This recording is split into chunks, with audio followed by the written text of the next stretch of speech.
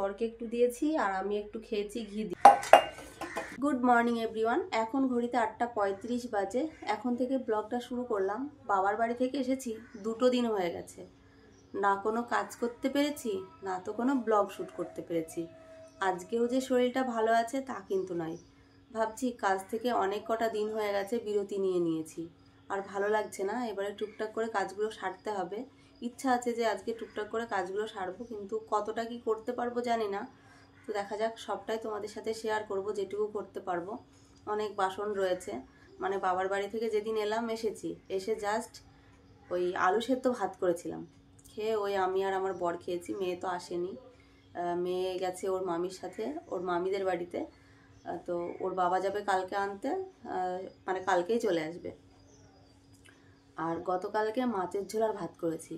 মানে সকালবেলায় উঠেছি, উঠে কটা থালা বাসন ছিল ওগুলো মেজেছি, মেজে মানে কোনো রকমে 2 বালতি মাথায় জল দিয়েছি, দিয়ে স্নান করে মানে মাছের ঝোল আর ভাত করেছিলাম। মানে ওটাই সারাদিন চলেছে, না উঠেছি না তো কোনো কাজ করেছি।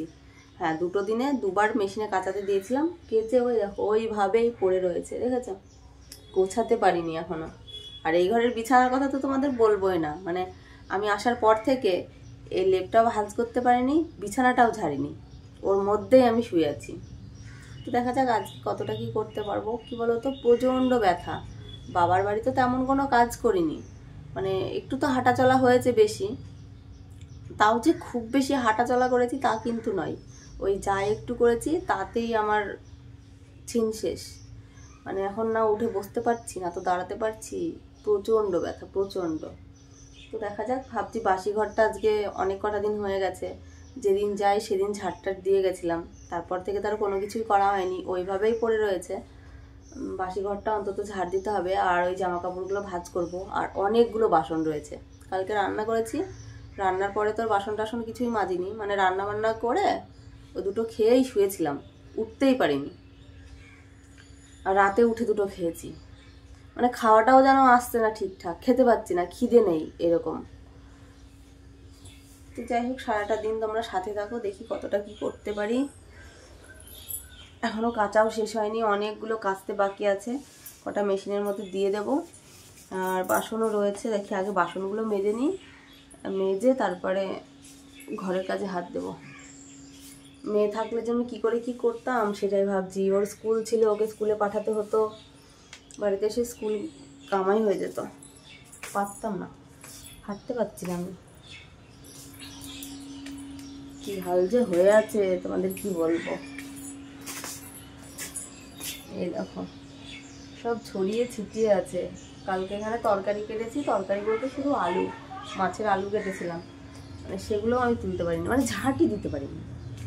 তো যাই হোক চলো, এই দেখো বাসন আছে, দেখবে?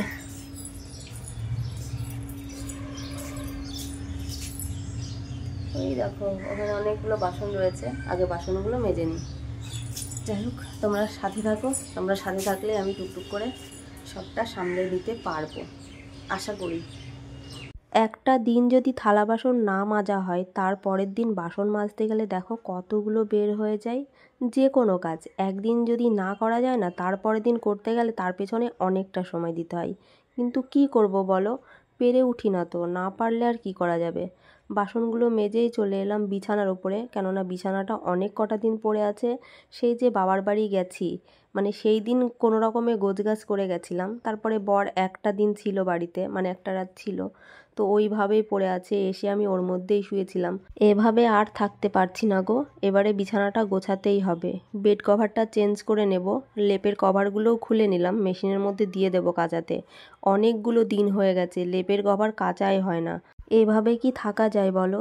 তবুও কষ্ট করে থাকতে হচ্ছে। শীতের সময় কাজের চাপটা যেমন বেশি হয়, শরীরটাও যেন বেশি খারাপ করে, এই রকমটাই হয় আমার সাথে। বাসন মেজে বেড কভারটা তুলে, বালিশের কভার খুলে, লেপের কভার খুলে, মানে যেগুলো কাচা ধোয়া করতে বাকি ছিল সেগুলো কাচা ধোয়া করে নিয়েছি। বেশিরভাগ অংশ জিনিসই মানে মেশিনের মধ্যে দিয়েছিলাম।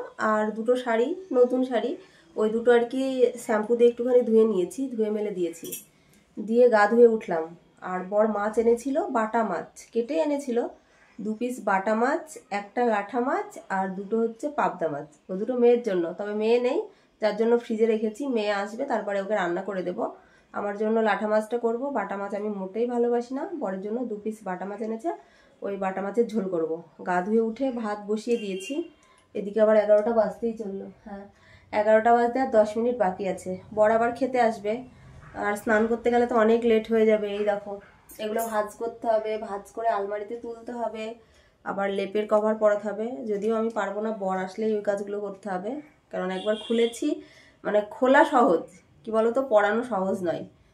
আর ভারী জিনিস বুঝতেই পারছো, একলা হাতে, যদিও আমি একলা হাতেই করি, তবে এখন তো একটু অন্যরকম। অনেক কটা দিন হয়ে গেছে লেপের কভার, বিছানার চাদর এগুলো কাচাই হয়েছিল না। তো ভাবলাম একেবারে কষ্ট হোক আর যাই হোক ওগুলো কেচে নিই, যেহেতু হাতে কাচতে হবে না, মানে ভিজিয়ে মেশিনের মধ্যে দিয়েছি। তখন ঘরগুলো গোছাতে হবে, জামা কাপড়গুলো ভাঁজ করতে হবে, ওইদিকে রান্না করতে থাকি আর এদিকে গোছাতে থাকি। এখনো বোতো শাক এনেছে, ওগুলো বাছা হয়নি, ওগুলো বাছতে হবে। আর ঘরটা তো ঝাড় দেওয়াই হয়নি, কোনো রকমে একটুখানি দুয়ারে জল দিয়ে নিয়েছি। থাক, পরে আস্তে আস্তে করব। আজকে স্নান হবে কিনা জানি না, দেখা যাক কি হয়, বলতে পারছি না। তো যাই হোক, চলো, ভাত তো এদিকে হচ্ছে, হোক। আর বরের এই দেখো ব্লেজারটা, ওটা তো কাচা যাবে না, মানে বাড়িতে তো কাচা ধোয়া করাই যাবে না, ওটা কাচাতে হবে সেই কৃষ্ণনগরে। তো এখন না, আরও 2-1 দিন পড়ুক। মানে যদি বাড়িতে কাচা যেত তাহলে অবশ্যই আমি কেচে দিতাম। বর বারবার করে বারণ করেছে, ওটা কিন্তু তুমি কাচবে না, ওটা কিন্তু তুমি কাচবে না, তাহলে নষ্ট হয়ে যাবে। এবার বুঝতেই পারছো, অতগুলো পয়সার জিনিস 8,800 টাকা নিয়েছে। তাহলে সেই জিনিসটা যদি আমি বাড়িতে গেছে নষ্ট করে দিই তাহলে আর কী করে হয় না। ওই জন্য ওটাকে আর কাচবো না, হালকা একটু রোদে দেবো, দিয়ে ওটাকে তুলে রাখবো। আজকে গোছাতে গোছাতেই দিন কাবার। রান্না বান্না করে কি করব জানি না, বুঝতে পারছি না আমি কি করব, আদৌ পারবো কি সেটাও বুঝতে পারছি না। তো যাই হোক, এই দেখো ভাত বসিয়েছি ডেকচিতে, এর মধ্যে 2টো আলু দিয়ে দিই, আলু বের করে মাছের ঝোল করব। গ্যাসটাও কম রয়েছে, আবার একটু খাটনিটাও কমবে। এখনও বোতর শাক বাছতে হবে, বুঝতেই তো পারছো, তাই না?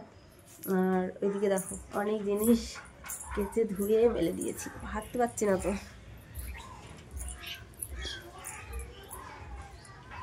এই দেখো, এই 2টো শাড়ি আমি শুধু শ্যাম্পু জল দিয়ে ধুয়ে দিলাম, আর এগুলোও রোদে দিয়ে দিয়েছি, একটু রোদ লাগুক। ভেবেছিলাম আর কটা দিন পরেই কাচবো, কিন্তু আর তর্স হয়েছে না, অনেক কটা দিন হয়ে গেছে কাচতে পারি না, এই জন্য এক হাতে কেচেই নিলাম। তোমরা ভাবছো যে আমি কি করছি, তাই না? রান্না তো হয়নি, মানে যেই ভাত ফুটে উঠেছে, মানে হাফ ভাত হয়েছে, আর হাফ ভাত হলো না, গ্যাস শেষ হয়ে গেছে। ভাগ্যিস 2টো আলু ভাতের মধ্যে দিয়েছিলাম, দিয়ে বাকিটা নিচের থেকে করে নিয়ে এলাম, মানে ভাতটা। তরকারি তো করতে যেতে পারবো না, কোনো রকমে নিচে নেমেছিলাম।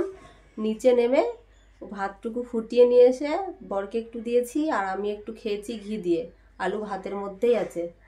পর খেয়ে আবার কাজে বেরিয়ে গেছে, বলল গ্যাস আসবে 1টার সময়, এখন 2:15 বাজে, এখনও গ্যাস আসেনি। আর আমার স্নানও হয়নি, আজকে মনে হয় না যে আর স্নান হবে। তো এখানে সব পালা মেরে রেখেছিলাম জামা কাপড়, দেখলেই তো। তো বেশ কিছু জামা কাপড় ভাঁজ করে রেখেছি, আমার আলমারিতে আর ধরছে না গো। এই দেখো, দেখেছ, এগুলো সব শাড়ি, এগুলো শাড়ি, এখানে ব্লাউজ, সায়া এগুলো আছে, এখানে চুড়িদার, আর নিচের থাকায় নাইটি, এ সমস্ত কিছু আছে, শীত পোশাকও আছে এর মধ্যে। তো এখনো বেশ কিছু জিনিস রয়েছে, সেগুলো ওই আলমারিতে দেখি জায়গা করে নিই। কিছু কিছু জিনিস মানে ওজবাজ করে খাটের মধ্যে ঢুকিয়ে দিই, আর বাকিগুলো ওই আলমারিতে রাখি।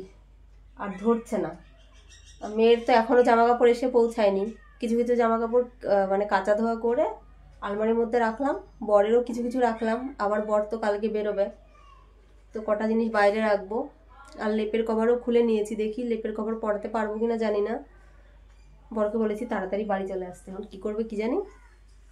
তো যাই হোক, বাকি যে কাজগুলো আছে সব কাজ করতে পারবো না আমি জানি, মানে ঘর গোছানোটা, আলমারিগুলো অন্তত গুছিয়ে রাখি, কালকে আবার বাকি কাজগুলো করা যাবে। এখনও 2-4টে জিনিস কাচতে আছে, সেগুলো কালকে দেখি কি হয় না হয়। ঘরটা মোটামুটি ঝাড় দিয়ে নেব, গুছিয়ে ঝাড় দিতে গেলে অনেকটা সময় লেগে যাবে, আর পারছিও না। সকাল থেকেই মানে কোনো রকমে হাঁটাচলা হয়েই যাচ্ছে, আর পেরে উঠছি না, বুঝলে। তো ওই জন্য ওই কাজগুলো পরেই করব, আগে মোটামুটি আলমারিটা গুছিয়ে রাখি, গুছিয়ে রেখে একটু রেস্ট করব। স্নান আজকে আর করব না।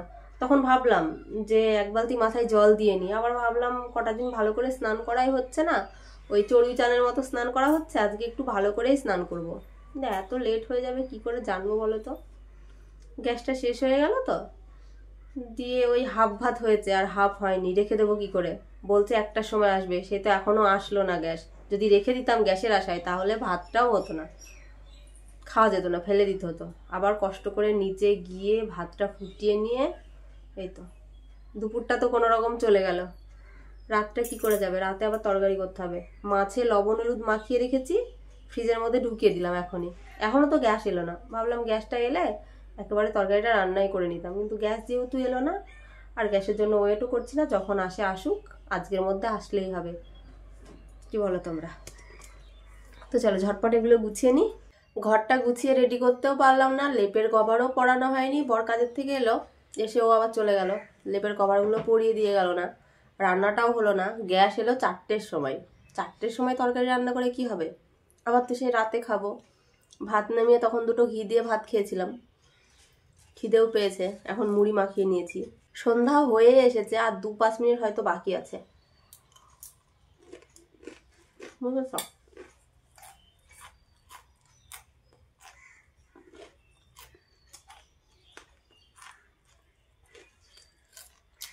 কেমন যে লাগছে কি বলবো।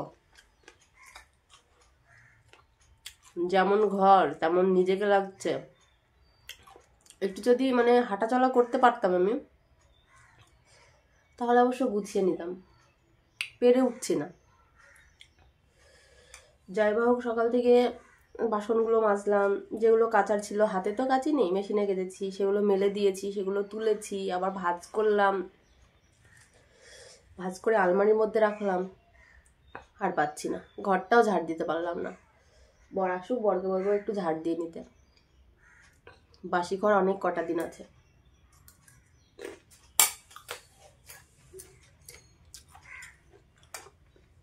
প্রচণ্ড খিদে পেয়েছে, যদি শুয়ে যায় আর উঠতে পারবো না, তো ওই জন্য মুড়িটা মাখিয়ে নিলাম। ঝাল খেয়ে ফেলেছি, কি ঝাল! মটরশুঁটি, পেঁয়াজ, আদা, লঙ্কা কুচি এটা দিয়ে মাখিয়েছি। যাই হোক, মুড়িটা খেয়ে নিই। দেখা যাক রাতে কিছু করতে পারি কি না পারি। না পারলেও এভাবেই থাকবে। আলু আছে ভাতের মধ্যে, ওটা দিয়ে খেয়ে নেব। মাছ তো ফ্রিজেই রেখে দিয়েছি। আজকে কটা দিন আমার যে কিভাবে কাটছে শুধুমাত্র আমিই জানি। ভালো করে স্নান করি না, ঠিকমতো খাওয়া নেই, ঘুম নেই, কিচ্ছু নেই। আর ঘর বাড়ির হাল তো পুরো খারাপ হয়েই আছে, এটা বলার মতো না। এই দেখো, লেপের কভার পরানো হয়ে গেছে, আমি পরাইনি, অবশ্য বর পরিয়ে দিল। এবারে শুয়ে যাব। খাওয়া হয়ে গেছে, খাওয়াটা তোমাদের সাথে শেয়ার করা হয়নি। আসলে কি বলতো, অনেক কটা দিন হয়ে গেছে, সেইভাবে ভিডিও তো বানাই না, ভুলে যাচ্ছি। অনেক কটা দিন পরে আজকে আবার শুরু করলাম। দেখা যাক কালকের দিনটা আবার কেমন কাটে।